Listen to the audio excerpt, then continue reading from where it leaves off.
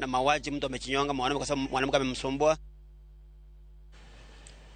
Riwruok mar kanisni mapacho ka NCCK okwayo jokenya mondo were kod yore ma ok dwarre mag yudo teko mar sitima e kindegi ma koth kod oula medo chwe ka girit ngimagi. Ka giloso bang' romo mar ndalo adek e kaunti ma Nyeri, jotelogo wacho ni en gima lit ni jokenya wito ngimagi nikech koso luwo rang'iny mag gedo. Gikwayo kambi mar Kenya Power mondo ochiw puonj ne jokenya duto. Bende kaluwore gi nonro mar Kenya Power, ji 190 osewito ngimagi chakre dwe mokwongo higani kaluwore kod masiche mag stima. Thank you so much. Thank you. We especially recommend the following to the residents in our counties. 1.